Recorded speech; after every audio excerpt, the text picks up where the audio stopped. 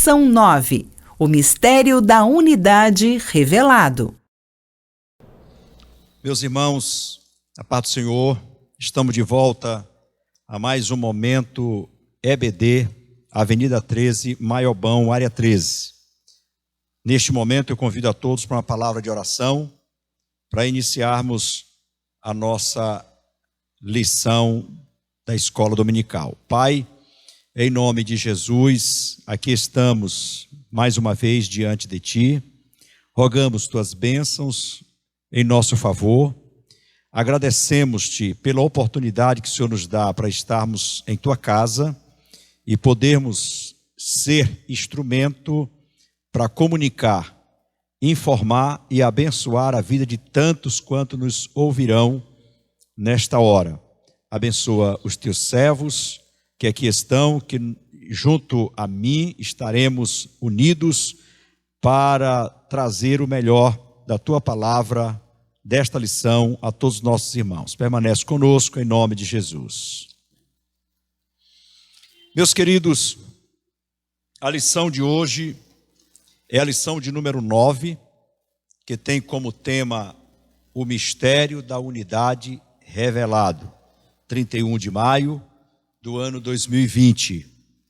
E nesta oportunidade estaremos abordando um assunto muito importante, significativo, que com certeza vai ajudar a todos nós a compreender a multiforme riqueza e graça de Deus revelada a todos nós. E nós já iremos partir para a introdução de nossa lição, pedindo a cada irmão que esteja acompanhando com a leitura bíblica que é disponibilizada a todos os irmãos, o texto áureo, a verdade prática, que são importantes, fundamentais para corroborar o conhecimento de cada um de vocês, de cada um de nós, e nos dar a base, a segurança para compreendermos, absorvermos todo o conteúdo desta lição deste domingo. E na introdução de nossa lição, já partindo para o comentário da mesma, e temos ainda conosco nesta oportunidade os nossos irmãos que sempre estão conosco, o professor Batalha e o professor Amorim, que estarão também tendo as suas participações neste momento importante de aprendizado de nossa lição da Escola Bíblica Dominical.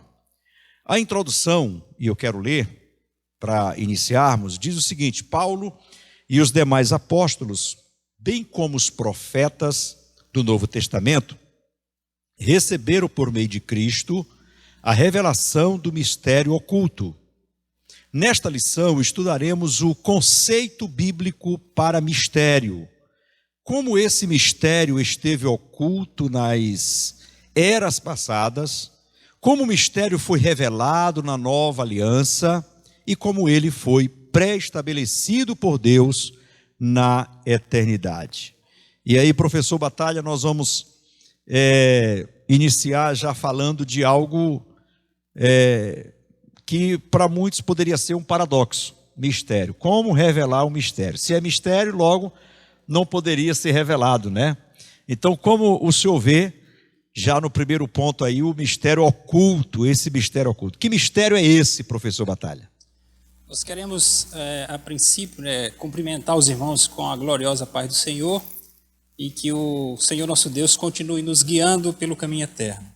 Então, no nosso primeiro ponto, o comentarista colocou o conceito bíblico de mistério, né? Então, nós temos que atentar primeiro para esse termo bíblico, né? E quando eu me deparei com essa palavra, né, mistério, eu lembrei do C.S. Lewis, né? Que em seu livro ele traz, O Problema do Sofrimento, ele traz a expressão experiência do luminoso.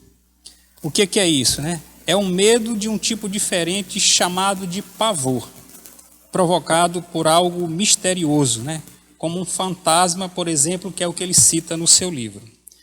Como a língua é dinâmica, né? Alguém pode relacionar mistério com misterioso.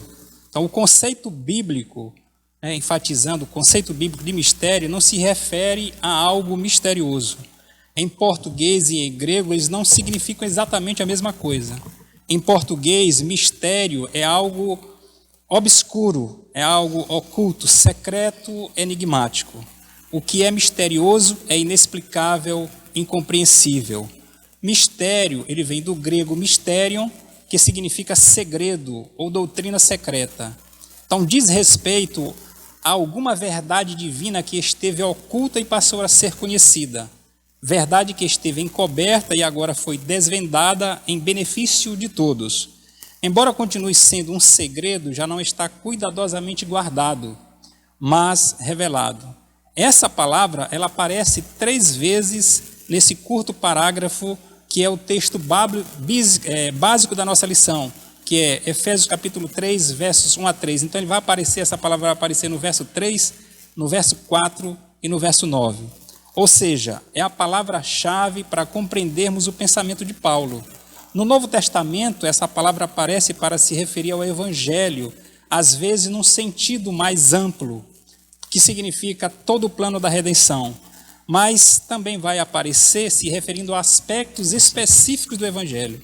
Vai aparecer, por exemplo, se referindo à encarnação, à igreja como corpo de Cristo, às características do reino espiritual atual, à cegueira espiritual de Israel, a transformação do crente na volta de Cristo, ou seja, a transformação do nosso corpo corruptível em um corpo incorruptível, também a Bíblia vai chamar isso de mistério, e também para se referir a qualquer verdade oculta que tenha que ser entendida de forma sobrenatural. E ainda mais, o mistério também vai se referir ao mistério da influência do anticristo ainda não revelado. E aí nós temos algo interessante no segundo tópico, que fala sobre o desconhecimento do mistério. Professor Amorim, como entender essa questão do desconhecimento do mistério?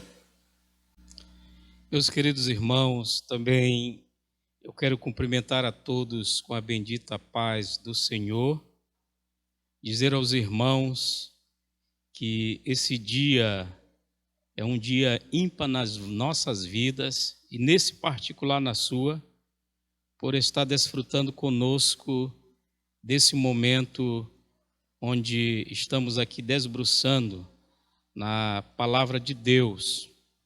Eu quero, antes de entrar no segundo tópico do primeiro ponto, pastor, eu quero dar ênfase um pouco a mais com respeito à palavra mistério, né? E eu trouxe, inclusive, o comentário bíblico pentecostal do Novo Testamento, que acrescenta na literatura judaica e nos seus escritos a palavra mistério.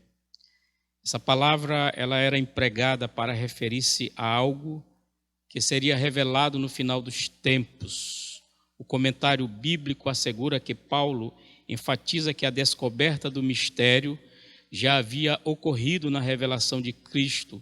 Portanto, não precisamos esperar pelos acontecimentos que irão concluir nossa era para conhecer a estratégia da vontade de Deus. Com respeito ao desconhecimento do mistério, a aplicação paulina desse termo deve ser claramente entendida para evitar equívocos na interpretação do plano divino estabelecido desde a eternidade. O comentarista Fox sinaliza que a acepção da expressão mistério oculto não necessariamente significa negar a existência dos vilumbres do propósito de Deus quanto a este assunto no Antigo Testamento, mas reconhecer que esta verdade não era inteiramente compreendida, que judeus e gentios deveriam realmente se tornar um só povo. E podemos entender o como sentido de então, medida como, ou com tal clareza como agora. Ok, muito bem. Aí segundo o último tópico aí do ponto, né? Primeiro ponto, vai nos falar sobre o mistério e os profetas da antiga aliança, né? O mistério e os profetas da antiga aliança.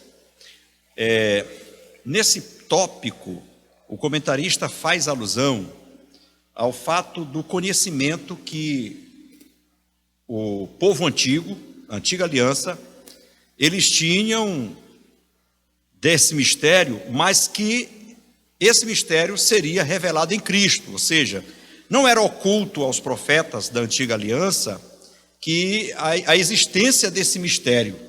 A verdade é essa, não estava oculto aos profetas o conhecimento dessa bênção que era prometida por Deus aos gentios, mas que isto só seria revelado através de Cristo Jesus, o nosso Senhor. Retornando ao comentário de nossa lição, enfatizando um pouco mais o último tópico do primeiro ponto, que fala sobre o mistério e os profetas da antiga aliança. Os profetas, eles não sabiam como esse mistério iria ser revelado, como Deus falaria algo totalmente novo, que as barreiras raciais e religiosas seriam rompidas por meio de Cristo Jesus. E em lições anteriores que nós já estudamos, nós já vimos como isso tudo foi rompido e, através de Cristo, ele fez dos dois povos, gentios e judeus, um único povo, através da igreja do Senhor. Professor Batalha, como o senhor compreende essas barreiras vencidas e esse mistério revelado, ainda que de forma um tanto quanto oculta, a como isso se daria no conhecimento dos profetas da antiga aliança? É interessante a gente observar essa relação do mistério com os profetas da antiga aliança. A Bíblia ela é muito clara em diversas passagens do Antigo Testamento, como por exemplo Gênesis 12, 3, 22, 18, Isaías 11, 10, 49, 6, 54, 1 a 3, 60, 1 a 3 e Malaquias 1 a 11, para citar alguns exemplos, que evidenciam que seus escritores, os escritores do Antigo Testamento, eles não só conheciam a respeito das bênçãos prometidas, como as mencionaram, são mencionadas no Antigo Testamento. Como nos diz o comentarista da lição, o que esses profetas não sabiam era como isso se efetuaria, como faria de judeus e gentios um só povo, integrante de um só corpo, a igreja, o mistério de Cristo. O comentarista da lição, ele chama atenção para essa palavrinha como, que está exatamente no versículo 5 do capítulo 3 de Efésios, que é um advérbio circunstancial, ou seja, os escritores do Antigo Testamento, eles tinham conhecimento, só não sabiam exatamente como isso ia se processar. Isso, muito bem. O mistério revelado no Novo Testamento. Esse é o nosso segundo ponto de nossa lição. O plano divino oculto quanto à Igreja de Cristo é a ênfase paulina acerca do mistério revelado aos apóstolos e aos profetas. E é bom ressaltar aqui, pontuar a questão profetas. Aqui não é no mesmo nível de profetas do Antigo Testamento. Esses profetas aqui a que Paulo se refere, está incluso no grupo dos 5 dons ministeriais, descrito inclusive pelo próprio apóstolo na carta aos Efésios, né? Revelado aos apóstolos e profetas. Professor Amorim, comente para nós, esclareça para nós essa revelação de Deus desse mistério aos profetas e apóstolos. Muito bem, pastor. A passagem de Atos, capítulo 11, versículo 4 ao versículo 17, a gente vai ver a narrativa da visita de Pedro, né? É um exemplo para pregar o evangelho na casa do gentil Cornélio. É uma prova cabal dessa declaração paulina, lá de Efésios, capítulo 3, versículo 5. Ao ressaltar que o mistério foi manifestado pela revelação e destacar que ele foi revelado pelo Espírito aos seus santos apóstolos e profetas. Paulo ensina que o mistério divino não poderia ser desvendado por meio do raciocínio intelectual. Desse modo, ratifica-se que o mistério foi dado a conhecer por meio da revelação divina e não por sabedoria humana. Escrevendo aos Coríntios, ele faz questão de enfatizar que a sua pregação não consistia em palavras persuasivas de sabedoria humana, mas em demonstração de espírito e poder. Portanto, Paulo, nas suas cartas, ele trata a respeito desse plano divino oculto quanto à Igreja de Cristo e a ênfase acerca do mistério revelado aos apóstolos e profetas. Interessante, professor Amorim enfatizou algo muito interessante, e que nós temos dito, inclusive, desde as primeiras lições, que todas estas verdades, professor Batalha, não podem ser absolvidas de forma natural. A compreensão e a forma de absolver todas essas verdades só podem ser feitas através de uma mente e de um coração espiritual, de alguém que tem Cristo, que tem esperança de vida eterna. E aí o ponto de número 1 do segundo, o tópico de número 1 do segundo ponto vai concluir enfatizando o seguinte: portanto, o apóstolo enfatiza que o mistério foi dado a conhecer por meio da revelação divina. Olha só, por meio da revelação divina. Então, se você que nos assiste, que nos ouve nesse momento, a sua mente não tiver uma mente espiritual, o teu coração não for um coração espiritual, naturalmente que você não vai conceber estas verdades, não vai conseguir digerir todas estas verdades. Mas, conforme disse o próprio Paulo, que as coisas espirituais, elas são discernidas espiritualmente. E aqui o comentarista diz o seguinte: portanto, o apóstolo enfatiza que o mistério foi dado a conhecer por meio da revelação divina e não por sabedoria humana. Sabedoria humana. E aí, no segundo tópico do segundo ponto, o mistério oculto revelado. Em termos gerais, o mistério revelado é a igreja. Não é isso mesmo, professor Batalha? Exatamente. Então, o segundo ponto, vai trazer aqui o mistério oculto revelado. Qual é, então, o segredo aberto, a verdade revelada conforme o conceito bíblico de mistério, que Paulo diz no verso 5, que ele diz o seguinte: que em outras gerações não foi dado a conhecer aos filhos dos homens, mas que agora foi revelado aos seus santos apóstolos e profetas no Espírito.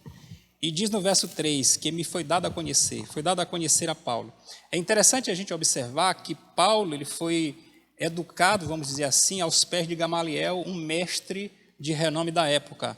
Também era de Tarso, um centro filosófico bastante conhecido da época. Mas ele não se vale desses recursos para dizer que recebeu de homens, que foi vocacionado por homens para, vamos dizer assim, reivindicar essa autoridade para revelar esse mistério. Então, Paulo revela, ele vai declarar no verso 6, exatamente que mistério é esse. Ele vai dizer que os gentios são co-herdeiros, que os gentios são membros do mesmo corpo e coparticipantes da promessa em Cristo Jesus por meio do Evangelho. Assim, Paulo está declarando que os cristãos, tanto os gentios como os judeus, são agora herdeiros juntos na mesma bênção.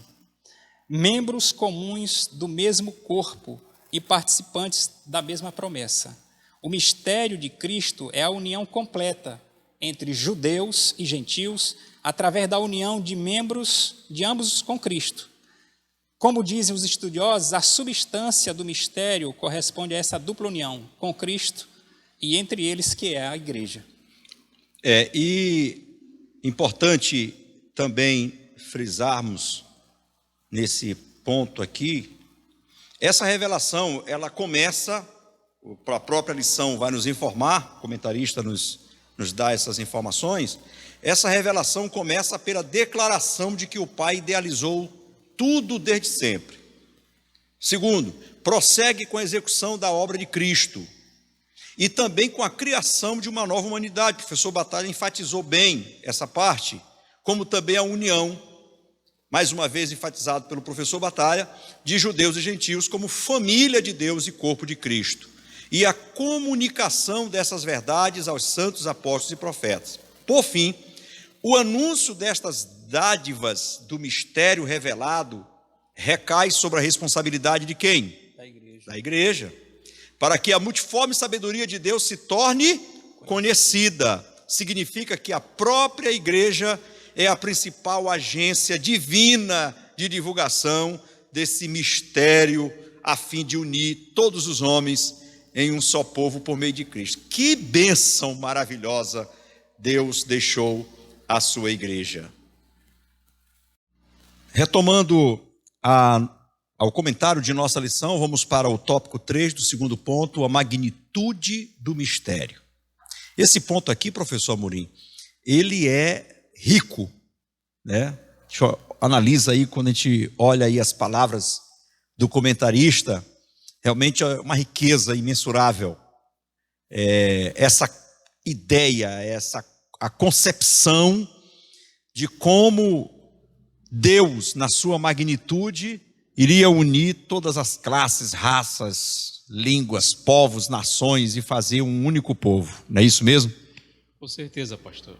A gente percebe no livro de Atos, capítulo 11, do versículo 4 a 17, os irmãos podem ler em casa, até os próprios ou alguns líderes da igreja primitiva, eles demoraram a entender esse mistério em que todos são aceitos em Cristo por meio da mensagem da cruz. O apóstolo Pedro, por exemplo, precisou justificar-se perante a igreja em Jerusalém por ter compartilhado o evangelho com o incircunciso Cornélio, Atos capítulo 11. Até mesmo o próprio Pedro, ele teve dificuldades em compreender em que o evangelho também estava disponível para a salvação dos gentios. A compreensão do apóstolo somente ocorreu após uma visão onde Deus, olha só, mostrou-lhe que a nenhum homem considerasse comum ou imundo. Atos capítulo 10, versículo 1 a 48. Não obstante, a dimensão e a abrangência do mistério revelado já tinham sido anunciados pelo apóstolo ao asseverar que a vontade divina era de tornar a congregar em Cristo todas as coisas. A harmonia que fora destruída pelo pecado desde o Éden, agora entrou em processo de reestruturação, restauração por meio da cruz de Cristo. Muito bem. O terceiro ponto de nossa lição fala sobre o mistério pré-estabelecido por Deus. Neste, nós vamos aprender ou trazer à memória algo que nós, naturalmente, já conhecemos e sabemos. Mesmo pode ter alguém que tenha uma concepção diferente acerca disto, mas é bom que se esclareça que Deus, o Senhor, que conhece todas as coisas, até mesmo as coisas que ainda estavam ocultas aos homens, Deus conhece tudo, nada existe, nada subsiste sem o conhecimento de Deus. O que o comentarista inicia neste ponto é o fato de que Deus, ele, pela sua presciência, ele não foi pego de surpresa quanto da queda do homem, quanto do pecado do homem lá no Éden. Não. Deus, ele já desde a eternidade, o Senhor já tinha preestabelecido um plano para ser executado na plenitude dos tempos. E Paulo vai dizer isso, que Deus, que chegando à plenitude dos tempos, Deus enviando o seu Filho na semelhança da carne, do pecado, né, e etc. Então, nós vamos compreender que Deus, ele já tinha um plano pré-estabelecido de resgate, de salvação para a humanidade. E aí, professor Batalha, nós partimos para o primeiro ponto, isto é, o primeiro tópico do terceiro ponto, e é o último ponto de nossa lição, que fala sobre as riquezas insondáveis de Cristo. Que riquezas insondáveis são estas a que Paulo se refere? Nesse terceiro ponto, a gente vai voltar um pouco ao tempo, né? Do tempo. Porque se esse plano de execução desse mistério de Deus aconteceu na plenitude dos tempos, como o pastor enfatizou, esse plano ele foi feito bem um bom tempo antes, né? E aí o comentarista da lição vai colocar esse ponto aqui como as riquezas insondáveis de Cristo. Insondável é aquilo que não se pode perscrutar, né? É inexplicável, é incompreensível, né? É assim que Paulo vai classificar esse mistério de insondável, de incompreensível. Então, com isso, ele revela as riquezas incompreensíveis de Cristo. Como entender isso, então? Se elas são incompreensíveis, como fazer disso o cerne do anúncio? Mas elas são incompreensíveis, devemos entender, à mente natural, ao homem natural, porque se trata de riquezas espirituais e o homem natural não consegue discerni-las. Paulo, já escrevendo aos Coríntios, na sua primeira carta, no capítulo 2, no verso 14, ele diz assim: ora, o homem natural não compreende as coisas do Espírito de Deus, porque lhe parecem loucura, e não podem entendê-las, porque elas se discernem espiritualmente. Nós constantemente temos essa experiência de quando nós anunciamos esse mistério às pessoas, elas recebem isso como se fosse loucura. Então, são dádivas, né, projetadas desde a eternidade, pré-estabelecido por Deus e executado por Cristo. Mas o Senhor, pela sua graça, Ele vai permitir que o Espírito Santo as faça compreensíveis ao homem, qualquer homem que entendê-la por intermédio da pregação. Paulo também escrevendo aos Coríntios no capítulo 2, nos versos 7 a 11, ele diz assim, mas falamos a sabedoria de Deus, oculta em mistério, a qual Deus ordenou antes dos séculos para a nossa glória, a qual nenhum dos príncipes deste mundo conheceu, porque se a conhecessem, nunca crucificariam ao Senhor da glória. Mas como está escrito, as coisas que o olho não viu, o ouvido não ouviu, e não subiram ao coração do homem, são as que Deus preparou para os que amam, para os que o amam. Mas Deus nos las revelou pelo seu Espírito, porque o Espírito penetra todas as coisas, ainda as profundezas de Deus. Porque qual dos homens sabe as coisas do homem, senão o Espírito do homem que nele está? Assim também, ninguém sabe as coisas de Deus, senão o Espírito de Deus. Então, tais riquezas tornaram-se compreensíveis, não pelo fato do homem ser inteligente, mas porque o Espírito Santo, durante a pregação, torna acessível aos homens. Aleluia. Tal mensagem, né? Torna acessível. Então, que querendo entendê-las e entendendo e crendo no Evangelho, alcança a salvação. E isso tudo nós vamos compreender dentro de um plano eterno, de um propósito eterno de Deus em Cristo Jesus.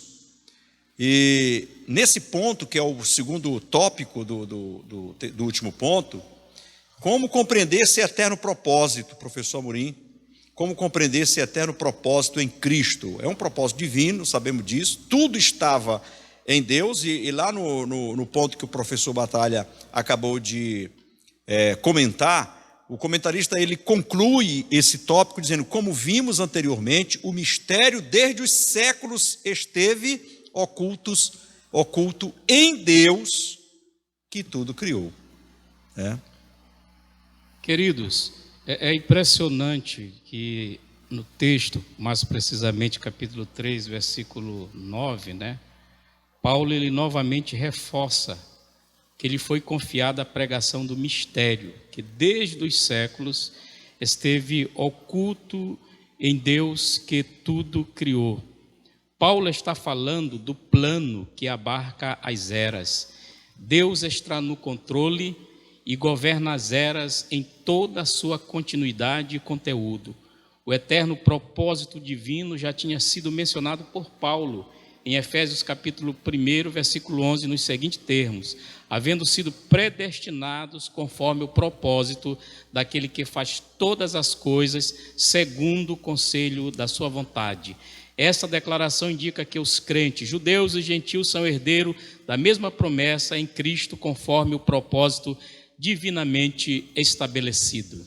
E isso indica, obviamente, que Deus sempre esteve no controle de sua criação, para que agora seja manifestada, segundo o eterno propósito que fez em Cristo. Assim, o plano da salvação, que abrange o mistério da igreja e a revelação desse mistério, sempre estiveram de acordo com o desígnio divino para serem executados por intermédio de Cristo Jesus, o nosso Senhor.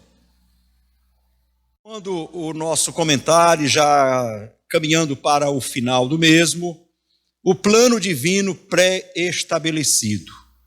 Professor Batalha, professor Amorim, os senhores têm cada um o seu tempo para discutir aí esse último tópico. Eu acho que esse ponto, às vezes, ele pode nos trazer para algumas pessoas dificuldade de entendimento, porque é muito comum nas nossas vidas a gente começar a fazer, por exemplo, uma determinada tarefa, elaborar um plano das nossas vidas, e quando isso dá errado, a gente, no percurso, né, a gente faz um plano de correção. Mas não foi isso que aconteceu no caso de Deus, né? Nosso Deus, ele não foi apanhado de surpresa, como o pastor já frisou isso em outro ponto, né? Ele que teve que elaborar um plano de correção, ele não foi pego de surpresa. O nosso Deus, ele é onisciente, ele é soberano, ele sabe de todas as coisas e tem o controle de todas elas. Controla as eras, tempos e circunstâncias. Então, o plano de salvação, ele foi pré-estabelecido desde a eternidade. E no tempo previamente determinado, o mistério da igreja, ele foi executado em Cristo. Por isso é que a palavra de Deus vai dizer que o Cordeiro de Deus, né, morreu antes da fundação do mundo. Vale também ressaltar, queridos, que Deus, ele é soberano e controla todas as áreas, tempos e circunstâncias. Essa verdade ensina-nos que existe um propósito eterno em andamento por trás de todo o evento da história. Tudo ocorreu conforme o beneplácito da sua soberana vontade. Assim, no cumprimento deste eterno propósito, no tempo previamente determinado, o mistério da igreja foi executado em Cristo, no qual temos ousadia e acesso com confiança pela nossa fé nele. Significa que o acesso a Deus Pai estava fechado antes da vinda de Cristo, porém agora, pelo mistério da unidade revelado, temos livre acesso à presença do Pai, desfrutamos da comunhão um dos outros, e o sangue de Jesus Cristo, seu Filho, nos purifica de todo o pecado. E corroborando aqui as palavras do professor Batalha, do professor Amorim, já até frisamos isso de uma outra forma nesta lição, mas ressaltamos ainda o fato de que, para que você compreenda que o propósito é o plano de Deus, o plano divino da salvação, não aconteceu no momento em que Adão pecou no Éden. Não foi o advento do pecado de Adão que levou Deus a elaborar de última hora um plano corretivo, como disse o professor Batalha. Não, Deus não elaborou um plano corretivo. Deus já tinha um plano de restauração para a humanidade desde a eternidade. Deus não foi pego de surpresa. Deus nunca é pego de surpresa. Até mesmo podemos ainda dizer, diante da crise que nós estamos vivendo, né, Deus já sabia que o mundo sofreria com a crise que estamos passando. E sabe desde quando Deus sabia? Desde a eternidade. Desde sempre Deus sabia, porque Ele conhece todas as coisas. Então, Deus não quis poupar a humanidade nesses dias do sofrimento que está vivendo. Deus não quis, não aconteceu, o vírus não chegou e de repente Deus não teve tempo de elaborar um plano. Não, Deus sabia desde sempre que nós estaríamos sofrendo esse momento difícil agora, porque Deus conhece todas as coisas, Deus sabe todas as coisas, Deus está no controle de todas as coisas. Então, se Ele desde sempre sabia, Ele não quis nos livrar desse momento, mas Ele pode nos livrar nesse momento, porque Ele é também poderoso. Então, finalizando o comentário de nossa lição abençoadíssima de hoje, queremos passar as nossas considerações finais, professor Batalha, em seguida o professor Amorim, fazendo suas considerações finais aos nossos irmãos. Meus irmãos, Paulo, nesse trecho da carta aos Efésios, ele deixa bem claro que o anúncio dessas dádivas revelado, ele recai sobre a igreja, para que a multiforme sabedoria de Deus ela se torne conhecida. Mas Paulo, no verso 10, nos mostra que esse conhecimento da sabedoria, ele não se restringe aos homens, mas os próprios anjos vão conhecer a sabedoria de Deus por intermédio da igreja. Observem só, os próprios anjos, eles não tinham esse conhecimento pleno desse mistério. A igreja era um mistério desconhecido até dos anjos. Passa agora, através da sua atuação na terra, a fazer com que estes anjos conheçam mais da sabedoria de Deus.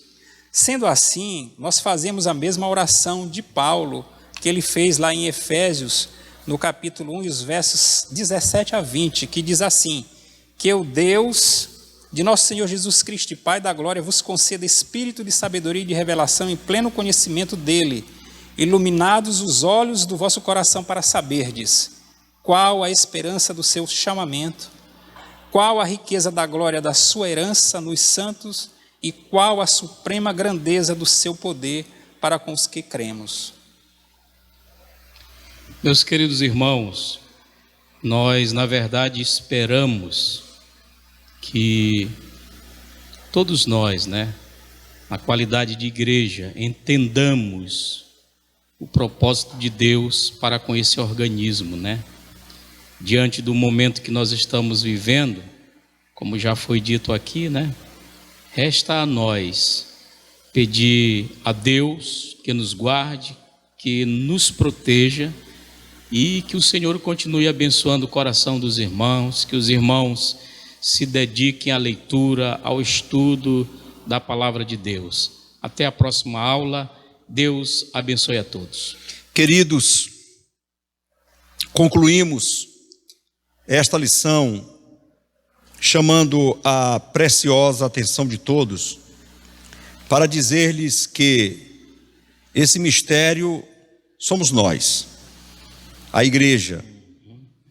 Segundo, a igreja foi incumbida de revelar ainda esse mistério. O mistério que é a igreja deve ser revelado pela igreja. E, portanto, há uma necessidade de que, como igreja que somos, nos disponhamos a revelar esse mistério que esteve oculto em Deus, mas que, chegando à plenitude dos tempos, foi revelada através de Cristo Jesus. Que esta lição de hoje possa levar o irmão a refletir na grande responsabilidade que temos como organismo vivo e espiritual, como igreja de Deus, para que possamos, imbuídos da responsabilidade, do compromisso, revelar o mistério de Deus que está revelado em Cristo, que foi oculto antes, mas que foi revelado em Cristo. Que Deus abençoe a sua vida, que Deus abençoe a sua família. Esperamos breve estar juntos, estudando a nossa lição, mas de corpo presente todos, em nome do Senhor Jesus. Um grande abraço, fique com Deus.